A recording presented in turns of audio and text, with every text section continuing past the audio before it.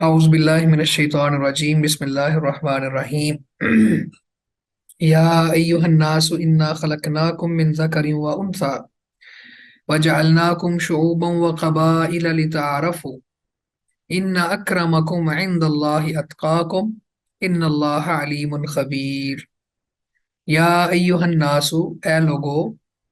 انا خلقناکم بے شک ہم نے تمہیں پیدا کیا ہے من ذکر و انثی ایک نر اور ایک مادہ سے ایک مذکر اور ایک مؤنث سے وجعلناکم اور ہم نے بنایا تمہیں شعوبا و قبائل قومیں اور قبیلے شعوبا و قبائل اس پہ ہم انشاءاللہ تفصیلاً بات کرتے ہیں شعوباً اس کا ترجمہ قومیں کر لیں و قبائل اور قبیلے لتعارفوا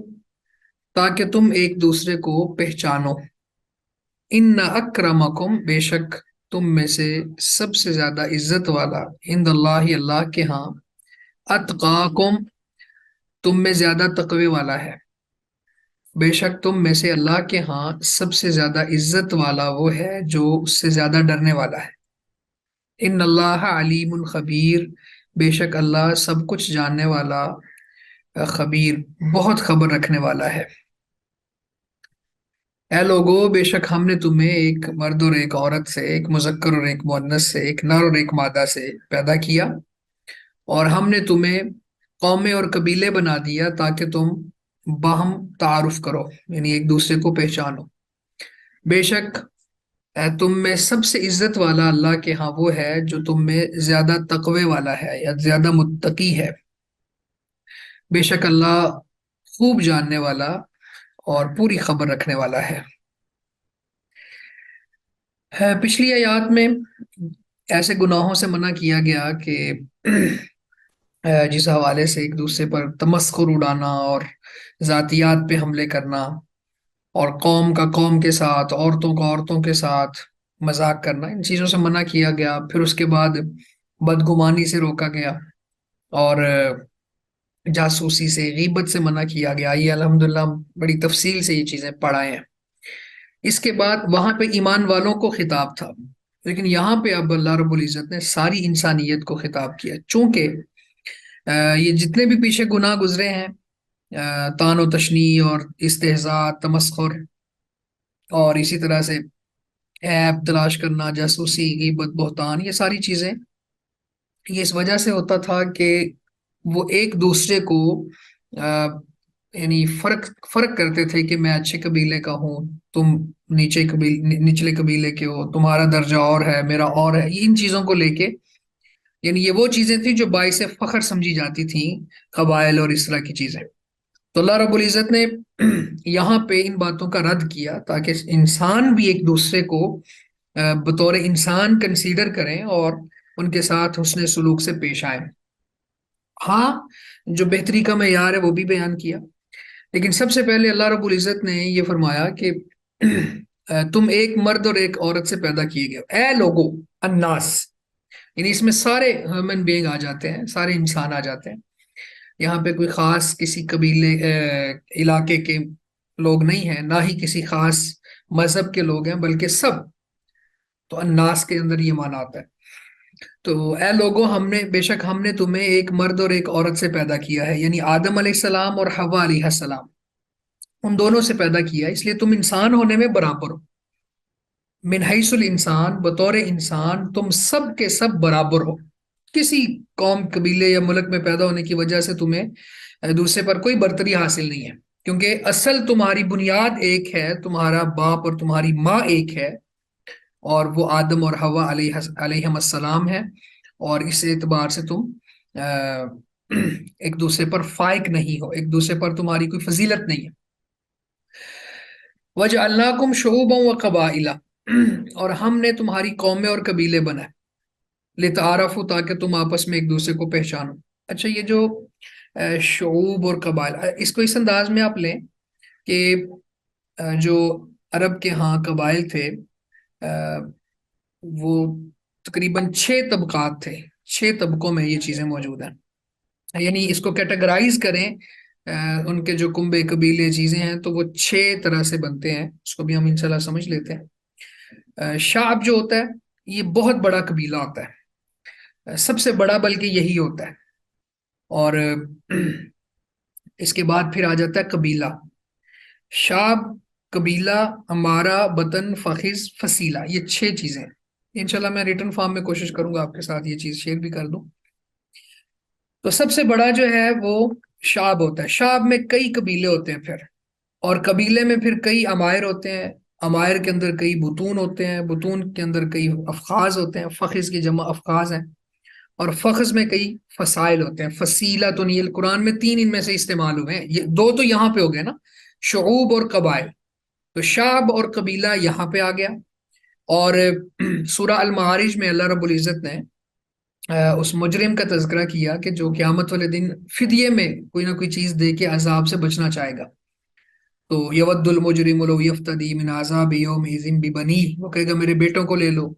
وصاحبتہ واخیہ، میری بیوی کو لے لو، میرے بھائی کو لے لو، وفصیلتہ التی تؤوی، اور اپنے خاندان کو بھی فدیے میں دینا چاہے گا جو اسے جگہ دیا کرتا تھا. تو خاندان پناہ دیتا ہے. ومن فی الارض جمیعا ثم ینجی، اور جو کوئی بھی زمین میں ہے سب کہے گا فدیے میں لے لو لیکن مجھے نجات دے دو، مجھے آگ میں نہیں جانا، مجھے بچا لو. تو وہاں پہ فصیلہ کا استعمال ہوا ہے. یہاں پہ شعوب، شعب کی جمع ہے، قبائل، قبیلت ان کی جمع ہے. تو یہ 3 ان میں سے جو کیٹیگریز ہیں ان کا استعمال قرآن مجید میں موجود ہے. اس کے علاوہ پھر امارہ، بطن اور فخذ، یہ 3 اور ہیں. تو بہرحال یہ 6 ہو گئے. نمبر 1 شعب، یہ سب سے بڑا ہو گیا. قبیلہ اس سے چھوٹا ہو گیا. امارہ اس سے چھوٹا ہو گیا. بطن اس سے بھی چھوٹا ہو گیا. فخذ اس سے بھی چھوٹا. اور فصیلہ سب سے چھوٹا. تو اس کو آپ یوں سمجھ لیں کہ قبیلے میں کئی امائر، شعب میں کئی قبیلے ہوتے ہیں، یعنی شعب کے اندر کئی قبائل ہوتے ہیں، اور قبیلے میں کئی امائر ہوتے ہیں، اور امارہ میں کئی بطون ہوتے ہیں، بطن میں کئی افخاذ، اور فخذ میں کئی فصائل. تو اگر عرب سے اس کی مثال لیں تو خزیمہ جو ہے عرب کے ہاں ایک قبیلہ ہے، وہ شعب ہے، سب سے بڑا. اس کی پھر آگے یعنی آپ یوں سمجھ لیں کہ شاخ ہے. اصل میں شعب کا لفظی معنی بھی شاخ ہی ہے. اس کا مطلب یہ ہوتا ہے کہ اس کے اندر، اس کے آگے سے کئی شاخیں نکلتی ہیں مختلف قبائل کی، تو اس لیے اس کو شعب کہہ دیتے ہیں. تو شعب سب سے اوپر ہے. آپ اگر اس کا میں کوشش کروں گا اگر کوئی اس طرح سے کوئی پیٹرن بنا کے سمجھا سکوں، سب سے اوپر شعب ہے، اس کے بعد پھر آگے قبیلہ، ہمارا وغیرہ. تو خزیمہ یہ عرب کے اندر شعب ہے، اور کنانا قبیلہ ہے، قریش امارہ ہے، اور جو نبی صلی اللہ علیہ وسلم کی سند میں ہے نا کسی بن کلاب، اور یہ کسی جو ہے یہ بطن ہے. ہاشم فخذ ہے، اور عباس فصیلہ ہے. ٹھیک ہے، تو یہ اس طرح سے. اور بعض اوقات ان کا استعمال آپس میں بھی ایک دوسری جگہ پہ ہو جاتا ہے. مطلب شعب بول کے قبیلہ مراد لیا جا سکتا ہے، قبیلہ بول کے امارہ مراد لیا جا سکتا ہے. تو جتنے بھی یہ چیزیں ہیں نا، یہ ایک دوسرے پر بھی ان کا اطلاق ہوتا ہے بعض اوقات. لیکن اصل ترتیب جو چونکہ علمی بحث ہے، تو اصل ترتیب پھر یہ ہے کہ سب سے اوپر شعب ہے اور سب سے آخر میں فصیلہ ہے. تو اللہ رب العزت نے یہاں پہ ارشاد فرمایا. سوال پیدا ہوتا تھا نا کہ جب ایک مرد اور عورت سے پیدا کر دیا اور انسان ہونے کے حوالے سے سب ایک جیسے ہیں، تو پھر یہ قبیلے قومیں کیوں بنائی گئی؟ اللہ رب العزت نے اس کا بھی جواب دے دیا. فرمایا لتعارفوا، تاکہ تم آپس میں ایک دوسرے کا تعارف کر لو. یعنی کہ قوموں، قبیلوں، خاندانوں میں تقسیم جو ہوئی ہے، اس کا مطلب یہ نہیں ہے کہ تمہیں کوئی فضیلت دینا مقصود تھی. کسی قبیلے میں کوئی آ گیا تو اس کو فضیلت مل گئی، کسی اور قبیلے میں آ گیا تو اس میں اصل میں یہ تو انسان کے اختیار میں بھی نہیں ہے نا. فضیلت کا باعث چیز وہ ہوتی ہے جو انسان کے اختیار میں ہو. وہ آگے آ رہی ہے. یہ تو انسان کے اختیار میں نہیں ہے، وہ کہاں پیدا ہوگا، کب پیدا ہوگا، کس قبیلے میں پیدا ہوگا. ٹھیک ہے، تو یہ تو اللہ رب العزت نے پیدا کیا ہے. تو پھر اللہ نے یہ کیوں بنایا؟ تاکہ تمہاری پہچان ہو جائے، تمہارا تعارف ہو جائے. مثلا ایک نام کے کئی آدمی ہوں، تو اب کیسے پتا چلے گا کہ یہ فلاں بندہ جو ہے اس کا نام بھی یہ ہے، اس کا نام بھی یہ ہے، اس کا نام بھی یہ ہے؟ تو پھر اس کے قبائل وغیرہ کو اور قوموں کو دیکھا جائے گا کہ یہ فلاں قوم کا بندہ فلاں، تو یہ تعارف ہے. مثلا عبداللہ نام کے کئی آدمی ہیں، تو پھر اس میں تفریق کیسے ہوگی کہ یعنی لکھتے ہوئے تو ساتھ میں وہ اپنا کوئی قوم، قبیلے کا لقب لگا لے گا. کسی کا نام بھی سیم ہے، پھر اس کی ولدیت بھی ملتی جلتی ہے، تو پھر قوم قبیلے سے فرق ہو جاتا ہے۔ تو اس طرح سے یہ تعارف کے لیے، اور اسی طرح اللہ کے نبی صلی اللہ علیہ وسلم نے، آگے ہم حدیث پڑھتے ہیں کچھ انشاءاللہ اس حوالے سے، کہ جس میں نسب کو پہچاننے کا حکم دیا ہے، اس کی تعلیم کا حکم دیا ہے، اور اس کی ریزن بھی بتائی ہے کہ اس کی وجہ یہ ہے کہ صلہ رحمی کرنا آسان ہو جاتا ہے۔ اب ایک بندہ اپنے رشتہ داروں کو جانتے ہی نہیں ہے، قوم و قبیلوں سے واقف ہی نہیں ہے، تو پھر ظاہر ہے عام مسکین پہ صدقہ تو ایک صدقہ ہے، لیکن رشتہ دار کے اوپر صدقہ، یہ صدقۃ وصیلۃ، صدقہ بھی ہے، صلہ رحمی بھی ہے۔ تو یہ قومیں، قبیلے، یہ کنبے یہ اس لیے بنائے تاکہ اپنے انساب کو پہچان کے، اپنے خاندان کو پہچان کے، ان کے ساتھ صلہ رحمی آسان ہو جائے۔ تو کہیں بھی جا کے دور کا بھی خونی رشتہ دار ہو تو اس کے ساتھ حسن سلوک، صلہ رحمی ہوتی ہے۔ نبی صلی اللہ علیہ وسلم نے ایک تو یہ بات ارشاد فرمائی، جیسے میں نے کہا کہ اپنی نسب سیکھو جن کے ذریعے تم اپنی رشتہ داریاں ملاؤ، کیونکہ رشتہ داری کو ملانا رشتہ داروں میں محبت پیدا کرتا ہے، مال میں اضافے کا باعث ہے، اور زندگی میں بھی اضافے کا، برکت کا باعث ہے۔ یہ حدیث غالباً جامع ترمذی میں ہے۔ اور اس کے بعد پھر صلہ رحمی کے حوالے سے بہت بہت زیادہ اللہ کے نبی صلی اللہ علیہ وسلم نے موٹیویٹ کیا ہے، سمجھایا ہے، اور جیسے یہ حدیث ہے، اسی طرح کی اور بھی احادیث ہیں جس میں آپ نے فرمایا کہ جو چاہتا ہے کہ اس کی عمر میں برکت آئے، اس کے مال میں، رزق میں اضافہ ہو، تو فلیصل رحمہ ہو، تو صلہ رحمی کرے۔ اصل میں صلہ رحمی کیا ہے؟ صلہ رحمی، یہ رحم جو ہے نا، یہ اووری کو کہتے ہیں، جن کے ساتھ ماں کے بطن کا تعلق ہوتا ہے۔ تو اس سے مراد وہ رشتے ہیں جن کے ساتھ خونی تعلق ہے۔ ویسے تو باقی رشتہ داروں کے ساتھ بھی، اور جیسے سسرالی رشتہ دار ہوتے ہیں ان کے ساتھ بھی ہوتا ہے، لیکن یہ جو ہے رشتے، ان کے ساتھ خاص طور پہ شریعت نے حکم دیا کہ صلہ رحمی کرو۔ تو یہ رحم سے وہ مراد ہے۔ اچھا، رحم سے دوسرا معنی بھی مراد لیا ہے بعض علماء نے، کہ اس سے مراد رحمت ہے، کہ دل میں نرمی ہونی چاہیے ہر ایک کے لیے، بالکل یہ بھی ٹھیک ہے، لیکن اصل جو گہرائی میں اترے تو پھر یہ معنی بھی سمجھ آتا ہے۔ تو بہرحال، ان اکرمکم عند اللہ اتقاکم، اللہ کے نبی صلی اللہ علیہ وسلم سے بھی اس طرح کی روایات منقول ہیں جس میں لوگوں نے جب پوچھا ای الناس اکرم، لوگوں میں سب سے بہتر کون ہے،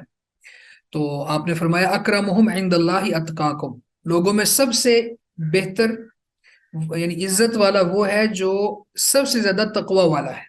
یعنی اللہ سے ڈرنے والا زیادہ۔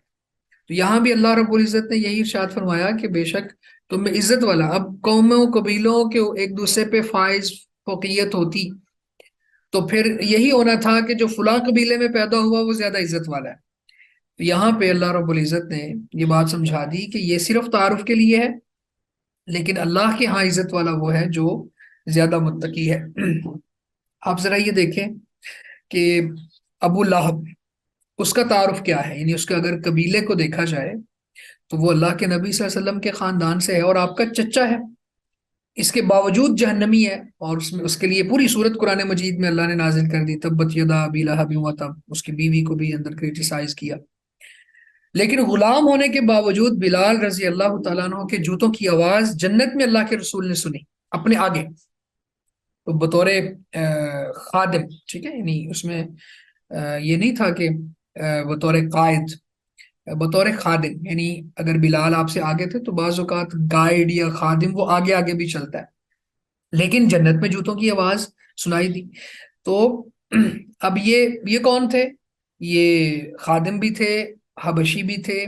اور کوئی اتنے حسب نسب والے بھی نہیں تھے، اور ظاہری طور پر جو ہمارے ہاں بہت کرائٹیریا ہوتا ہے، خوبصورتی اور قد کاٹ اور یہ چیزیں اور وہ نقش و نگار،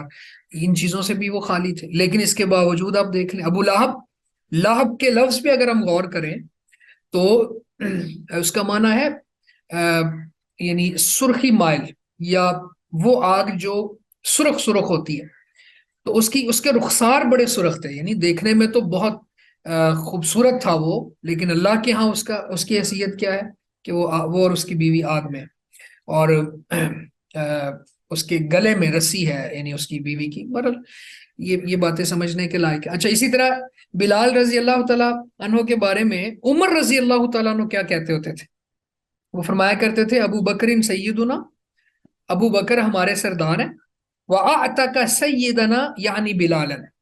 اور ابو بکر نے ہمارے، خود بھی وہ سردار ہیں اور ہمارے سردار کو ہی انہوں نے آزاد کروایا تھا، یعنی بلال کو۔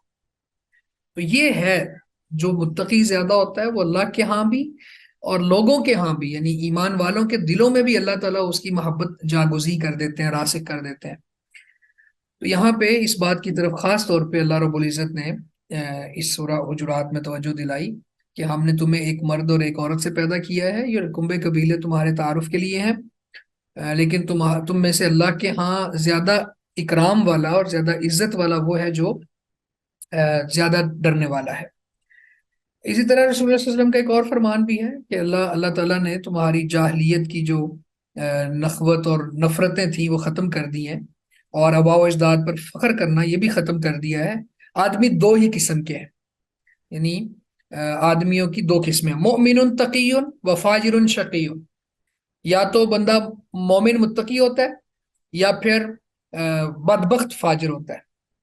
یہ نہیں ہوگا کہ یہ مومن ہاشمی ہے، یہ مومن فلاں ہے، یہ مومن فلاں ہے، اس کو ایک دوسرے پر فائق اور فضیلت دینے کے لیے نہیں۔ مومن تقی، وہ مومن جو اللہ سے ڈرنے والا ہے، ایک وہ، اور دوسری کیٹیگری میں کون ہے، وہ جو بدبخت فاجر ہے۔ تم سب آدم کی اولاد ہو اور آدم مٹی سے تھے۔ کچھ آدمی ایسے لوگوں پر اپنا فخر ترک کر دیں گے جو جہنم کے کوئلوں میں سے محض ایک کوئلہ ہے، یعنی دنیا میں بعض اوقات کوئی شخص کسی کو آئیڈیل بنا لیتا ہے، وہ یہ سمجھتا ہے کہ کاش اس کے مرتبے پہ میں فائز ہوتا۔ جیسے آج ہم دیکھ لیں اس دور میں تو یہ باتیں سمجھنا بہت آسان ہے کہ لوگوں کی فالوئنگ بہت زیادہ ہوتی ہے،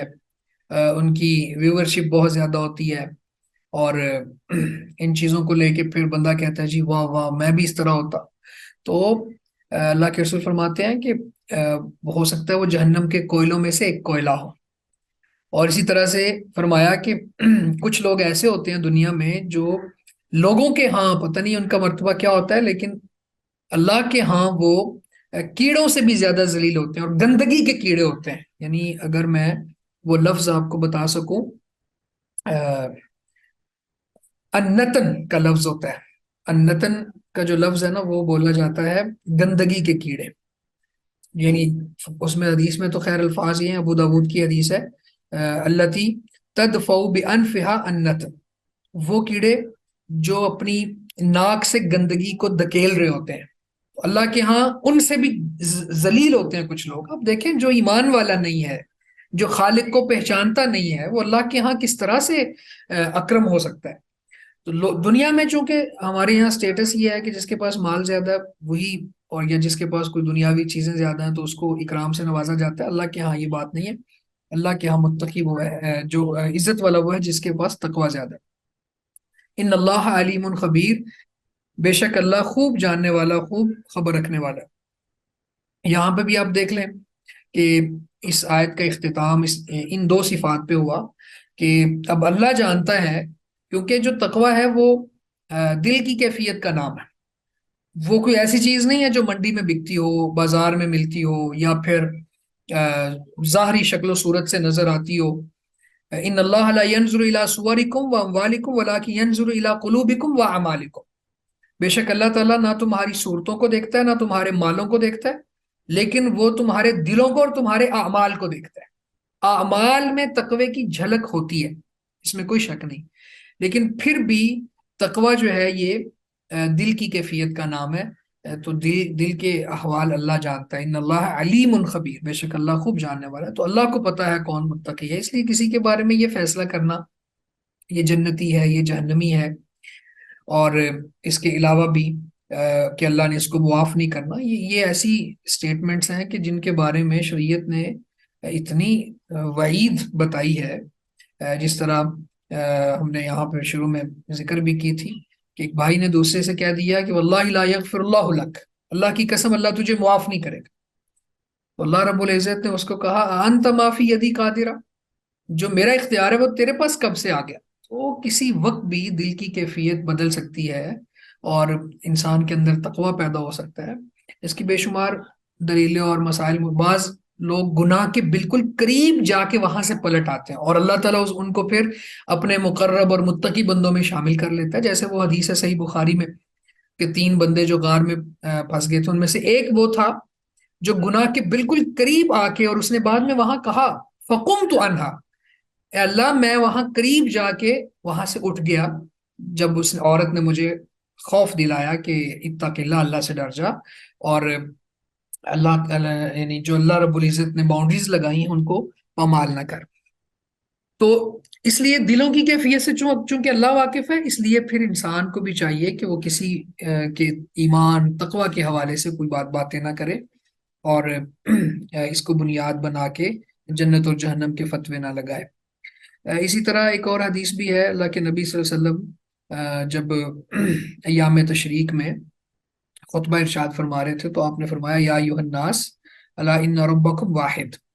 اے لوگو بے شک تمہارا رب ایک ہے، وان اباکم واحد، اور تمہارا باپ بھی ایک ہے، یعنی آدم علیہ السلام، الا لا فضل لعربی علی اعجمی، جان لو کہ کسی عربی کو اجمی پر کوئی فوقیت حاصل نہیں ہے، ولا لعجمی علی عربی، اور نہ ہی کسی اجمی کو عربی پر، ولا لاحمر علی اسود، اور نہ ہی کسی سرخ کو کالے پر، ولا اسود علی احمر، اور نہ ہی کسی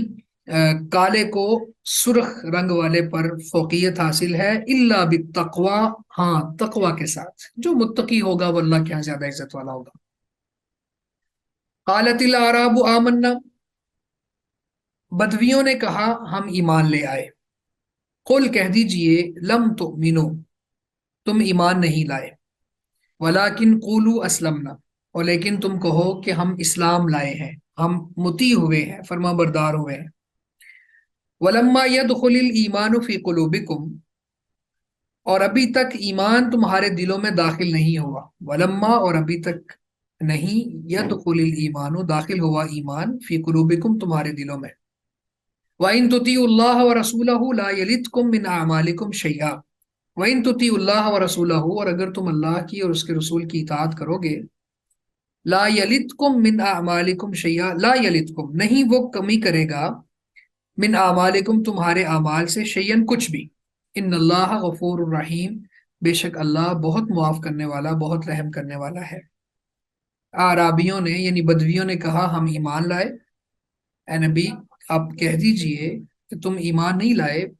لیکن یہ کہو کہ ہم اسلام لائے ہیں، یعنی ہم مطیع ہوئے ہیں،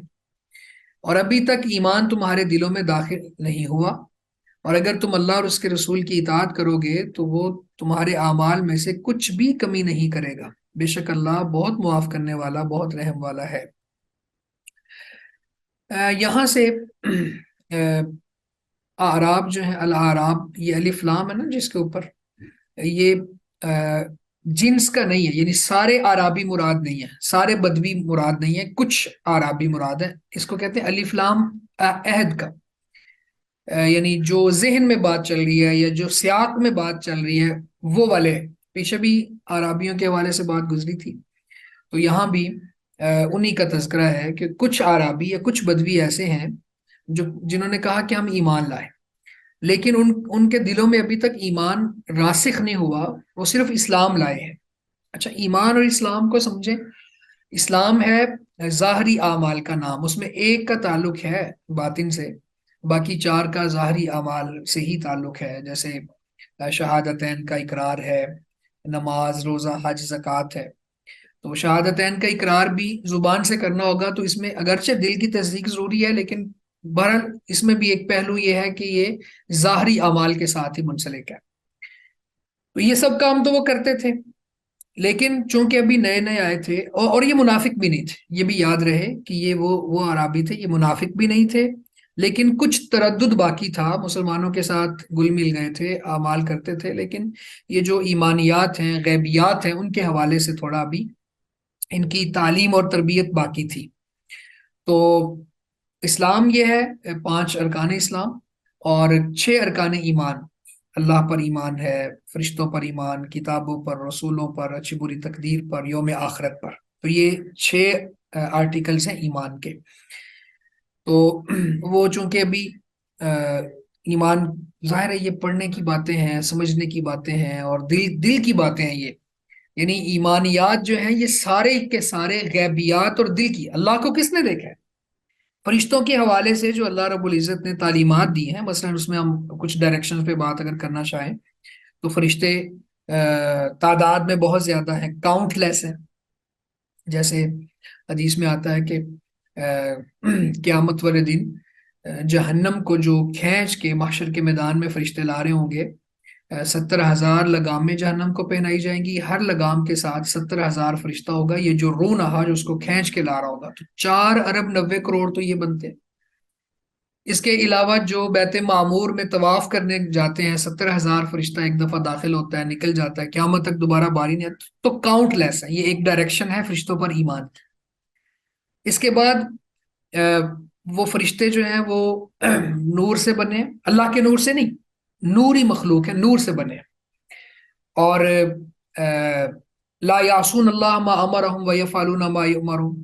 اللہ تعالیٰ جو ان کو حکم دیتا ہے وہ بجا لاتے ہیں، کبھی نافرمانی نہیں کرتے. یعنی ان کی خصلت ہے ہی نہیں کہ وہ نافرمانی کریں، نیکی ہی نیکی ہے. اسی طرح پھر وہ سائز میں بہت بڑے ہیں. اللہ کے نبی صلی اللہ علیہ وسلم فرماتے ہیں نا کہ میں نے جبریل امین کو جب دیکھا اصلی شکل میں تو 600 پر تھے، اور ایک پر نے یغط الافق، افق کو ڈھانپا ہوا تھا، یعنی زمین سے لے کے آسمان تک کا حصہ ڈھانپا ہوا تھا. تو یہ مختلف چیزیں ہیں. تو یہ ظاہر ہے ان کو پڑھنے سے، سمجھنے سے اور دل سے تسلیم کرنے سے ہی یہ ایمانیات قائم ہوتے ہیں پھر. تو ابھی ان کی اس طرح سے تعلیم اور تربیت باقی تھی، تو اللہ کے نبی صلی اللہ علیہ وسلم کو اللہ نے یہ حکم دیا کہ آپ ان سے کہیں کہ تم ابھی ایمان کا دعویٰ نہ کرو، ابھی صرف اسلام کا دعویٰ کر سکتے ہو. تو اس سے یہ بھی معلوم ہوا کہ ایمان اگلا درجہ ہے اسلام سے،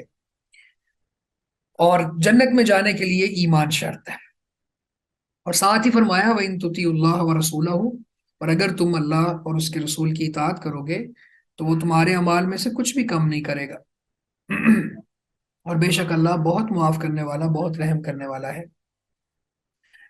انما المؤمنون الذین آمنوا باللہ ورسولہ، انما المؤمنون، مومن تو وہی ہیں، الذین جو آمنوا ایمان لائے، باللہ اللہ پر، ورسولہ اور اس کے رسول پر، ثم لم یرتابوا پھر انہوں نے شک نہیں کیا، وجاہدوا باموالہم اور انہوں نے جہاد کیا اپنے مالوں کے ساتھ، وانفسہم اور اپنی جانوں کے ساتھ، فی سبیل اللہ اللہ کے رستے میں، اولئک هم الصادقون یہی لوگ ہیں جو سچے ہیں. اب یہاں پہ اللہ رب العزت نے اسی بات کو آگے مزید بڑھاتے ہوئے یہ بات ارشاد فرمائی کہ ایمان والے کون ہیں، ایمان کا دعویٰ کون کریں. یہ ایمان والے وہ ہیں جو اللہ پر اور اس کے رسول پر ایمان لائیں پھر شک نہ کریں. یعنی جس طرح وہ اعراب اور بدوی ابھی تردد میں تھے، تو تردد والا شخص جو ہے وہ اس کا ایمان قابل قبول نہیں ہوتا. ایمان وہ ہے جس کے اندر شک کی گنجائش بھی نہ ہو. تو یہاں پہ 2 بڑے بڑے ارکان کو ذکر کر دیا، اللہ پر اس کے رسول پر ایمان لو. تو یہ نبی صلی اللہ علیہ وسلم کا بھی طریقہ ہے، اللہ رب العزت کا بھی طریقہ ہے کہ بعض اوقات ان میں سے 1-2 بیان کر کے چیز کو واضح کیا جاتا ہے. جیسے آپ وہ حدیث جانتے ہیں جس میں اللہ کے نبی صلی اللہ علیہ وسلم نے فرمایا من کان یؤمن باللہ والیوم الآخر فلیقل خیرا او لیصمت، جو اللہ پر اور یوم آخرت پر ایمان رکھتا ہے اس کو چاہیے اچھی بات کہے یا خاموش رہے. من کان یؤمن باللہ والیوم الآخر فلیکرم ضیفہ، جو اللہ پر اور آخرت کے دن پر ایمان رکھتا ہے اس کو چاہیے کہ اپنے مہمان کی عزت کرے. ٹھیک ہے، تو وہاں پہ یہ 2. تو یہاں بھی اللہ رب العزت نے فرمایا کہ ایمان والے تو وہ ہیں جو اللہ اور اس کے رسول پر ایمان لاتے ہیں. جب اللہ اور اس کے رسول پر ایمان لائیں گے تو باقی 4 آرٹیکلز بھی ماننے پڑیں گے، کیونکہ اللہ اور اس کے رسول نے وہ بتائے ہیں، اس کی طرف رہنمائی کی ہے. تو اس سے مراد وہ پورے کے پورے، کیونکہ ان میں سے ایک بھی رکن اگر رہ جاتا ہے تو پھر ایمان قابل قبول نہیں ہے. کوئی کہے جی میں اللہ کو مانتا ہوں، فرشتوں کو مانتا ہوں، کتابوں کو، رسولوں کو مانتا ہوں، آخرت کو بھی مانتا ہوں، لیکن اچھی بری تقدیر پر میرا ایمان نہیں ہے،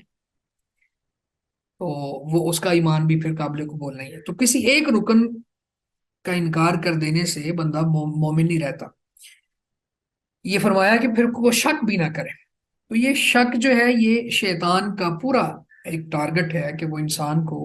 اس کے ایمان کے حوالے سے مشکوک بنا دے اور وہ اس کے ذہن میں اس طرح کی باتیں ڈال دے. کیونکہ پہلے بھی یہ بات گزری ہے کہ ایمانیات کا تعلق غیبیات سے ہے، نہ اللہ کو دیکھا ہم نے تو رسول اللہ کو بھی نہیں دیکھا صلی اللہ علیہ وسلم، فرشتوں کو بھی نہیں دیکھا، سنا ان کے بارے میں، پڑھا حدیث میں، قرآن میں، اور اسی طرح سے پھر اچھی بری تقدیر کو تو فیس کیا ہے، یوم آخرت کو بھی نہیں دیکھا۔ تو پہلے صحیفوں وغیرہ کی جو بات ہے، یہ پہلے رسولوں کا تذکرہ کتاب اللہ میں ہمیں مل گیا ہے۔ تو بہت سی چیزیں ہیں جن کا تعلق غیبیات سے ہے۔ تو پھر شیطان تھوڑا شک کریٹ کرتا ہے، وہ پیدا کرتا ہے شک کے تھوڑا سا اس طرح ہو، تو اس کے لیے پھر اللہ کے نبی صلی اللہ علیہ وسلم نے ہمیں دعا بھی سکھائی ہے، رضیت باللہ ربا وبالاسلام دینا وبمحمد صلی اللہ علیہ وسلم نبیا، میں اللہ کے رب ہونے پہ راضی ہوں، میں نبی مکرم صلی اللہ علیہ وسلم کے رسول ہونے پہ، محمد صلی اللہ علیہ وسلم کے نبی ہونے پہ راضی ہوں، اور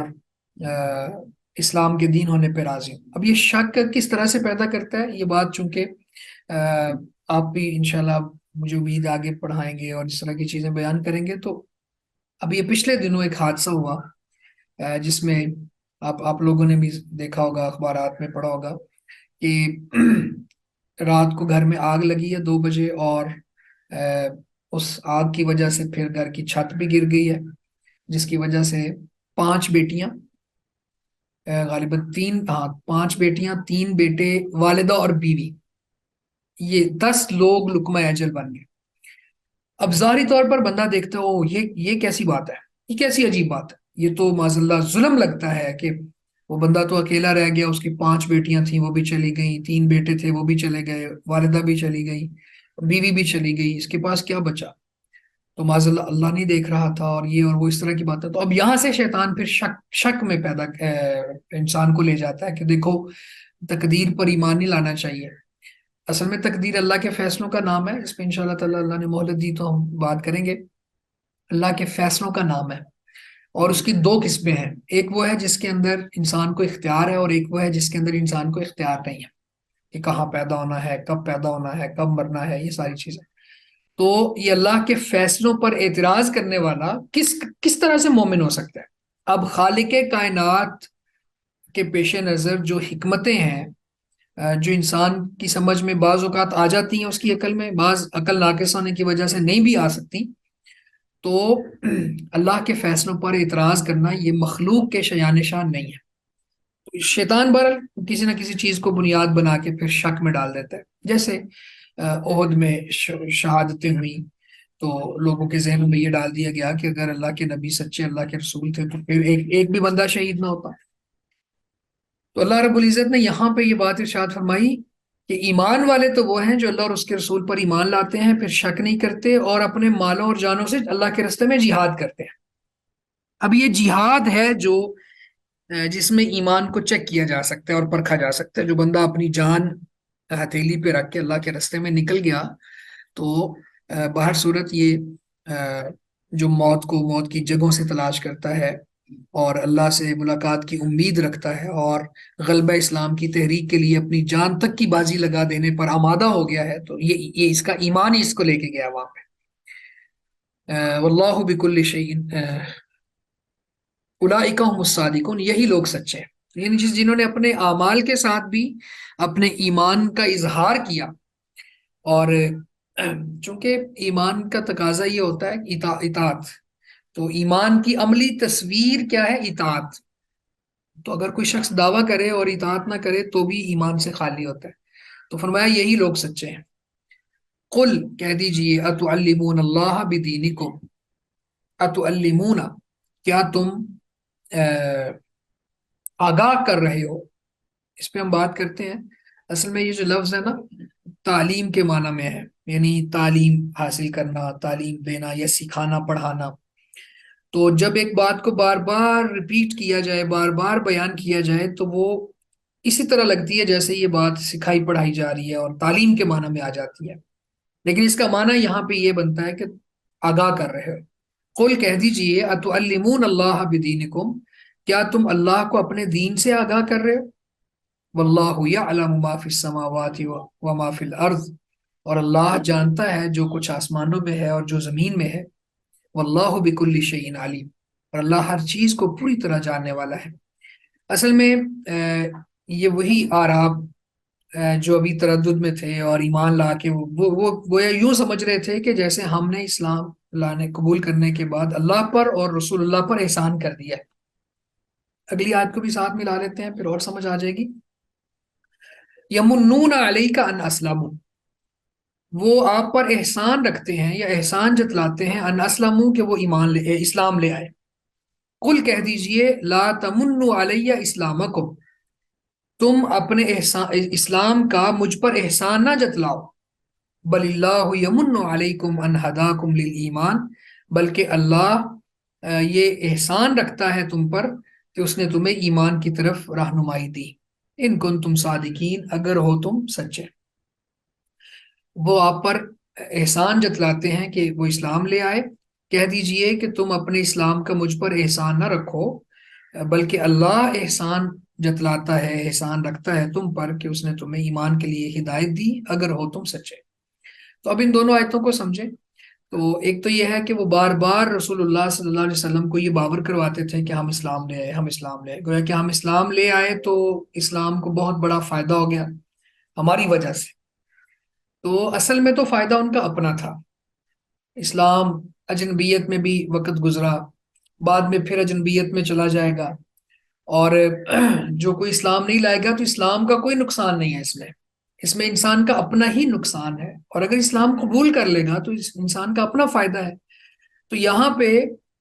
تعلیم کا لفظ بول کے، یعنی کیونکہ وہ بار بار یہ کہتے تھے کہ ہم آگاہ کرتے تھے اپنے دین کے بارے میں کہ ہم اسلام لے آئے، ہم اسلام لے آئے، اور احسان جتلاتے، آگے تھے کہ لفظ آگے یمنون علیک ان اسلموا۔ تو اللہ رب العزت نے یہاں پہ ارشاد فرمایا کہ ان سے آپ یہ کہیں کہ تم اپنے دین کے بارے میں اللہ کو آگاہ کرتے ہو، حالانکہ اللہ تو آسمانوں اور زمین میں جو کچھ ہے وہ سب جانتا ہے، ہر چیز سے پوری طرح علم رکھتا ہے، اس کو تمہارے دل کی کیفیت کا بھی پتہ ہے، تمہارے اسلام قبول کرنے کا بھی پتہ ہے، بار بار اس کو باور کروا رہے ہو، آگاہ کر رہے ہو، کیا مطلب ہے تمہارا؟ اور فرمایا کہ وہ آپ پر اس بات کا احسان رکھتے ہیں کہ وہ اسلام لائے، ان سے کہو میرے اوپر احسان نہیں ہے۔ یعنی آج بھی اصل میں احسان کو سمجھے آپ، اللہ کا نام ہے المنان، اور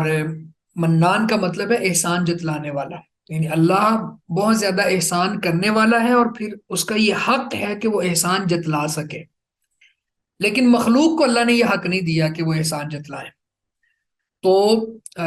بلکہ ایک حدیث بھی ہے، نبی صلی اللہ علیہ وسلم نے فرمایا کہ قیامت والے دن 3 بندوں کی طرف اللہ تعالیٰ نظر رحمت سے نہیں دیکھیں گے، ان کو گناہوں سے پاک نہیں کریں گے، ان کے لیے دردناک عذاب ہے۔ ان میں ایک بندہ ہے المنان، احسان کر کے جتلانے والا۔ اب ایک بندہ مخلوق پر کوئی احسان کرے اور اس کو جتلائے تو شریعت اس کو ناپسند کرتی ہے، تو چہ جائے کہ وہ اللہ پر احسان جتلانا شروع ہو جائے، رسول اللہ پر احسان جتلانا شروع ہو جائے۔ تو فرمایا کہ یہ آپ پر اس بات کا احسان جتلاتے ہیں کہ وہ اسلام لے، ان سے کہو اپنے اسلام کا میرے اوپر احسان مت جتلاؤ، بلکہ اللہ منان ہے جو تمہارے اوپر احسان کر کر کے اس کو بتا بھی رہا ہے، جتلا بھی رہا ہے کہ اس نے تمہیں ایمان کے لیے کی طرف ہدایت دی، اگر تم سچے ہو۔ اعوذ باللہ من الشیطان الرجیم۔ تو یہ ایک آیت رہ گئی تھی، اس کو بھی ہم ساتھ ملا لیتے ہیں۔ ان اللہ یعلم غیب السماوات والارض، بے شک اللہ جانتا ہے آسمانوں اور زمین کے غیب کو، واللہ بصیر بما تعملون، اور اللہ خوب دیکھنے والا ہے جو کچھ تم کر رہے ہو۔ اب یہ پچھلی دونوں آیتوں سے بھی اس کا تعلق ہے کہ جو تم کر رہے ہو اللہ تعالیٰ اس کو خوب دیکھنے والا ہے۔ اللہ تعالیٰ جو آسمانوں اور زمین کا غیب جانتا ہے، اس کو تمہارے ایمان اور اسلام کا نہیں پتا، تو تمہارے دل کی کیفیات کو بھی وہ جاننے والا ہے۔ تو جب اللہ تعالیٰ وہ تمام چیزیں جانتا ہے جو آسمانوں میں ہے، زمین میں ہے، تو پھر وہ تمہارے ظاہری باطنی اعمال کیوں کر چھوڑ سکتا ہے؟ ان سے بھی وہ واقف ہے۔ تو یہ الحمدللہ ہماری صورت مکمل ہوگی۔ یہ آخری جو آیت ہے، اس آیت میں آسمانوں اور زمین کے غیب کے حوالے سے بات ہے کہ اللہ تعالیٰ اس کو جانتا ہے۔ تو جب بندہ اللہ سے مشورہ کرتا ہے، جو استخارے کی دعا نبی رحمت صلی اللہ علیہ وسلم نے ہمیں سکھائی ہے، اس میں بھی بندہ اللہ کو یہی کہہ رہا ہوتا ہے کہ اللہ میں نہیں جانتا، تو ہی جانتا ہے، وَأَنْتَ علام الغیوب، اور تو غیبوں کے کو بہت زیادہ جاننے والا ہے، علام بہت زیادہ جاننے والا ہے، بہت زیادہ عالم ہے۔ غیب غیب کا، تو اس میں بھی بندہ اللہ سے مدد طلب کر رہا ہوتا ہے، کیونکہ چیز کے کا پتہ نہیں ہوتا کل کو یہ میرے لیے اچھی ثابت ہوگی بری ثابت ہوگی، تو پھر وہ اللہ اللہ کو تو پتہ ہے وہ کل اس کے لیے کیسی ثابت ہوگی، تو پھر اللہ تعالیٰ اس طرح سے بندہ جب مشورہ کرتا ہے تو اللہ تعالیٰ اس میں برکت اور خیر ڈال دیتے ہیں۔ الحمدللہ ہماری یہ صورت مکمل ہوئی۔ اس میں جو بھی اخلاق اور آ، اخلاقی باتیں ہم نے سیکھی یا کوئی اخلاقی برائیوں سے منع کیا گیا، اللہ تعالیٰ ہمیں بھی اچھے اخلاق اپنانے اور برے اخلاق سے رکنے کی توفیق دے۔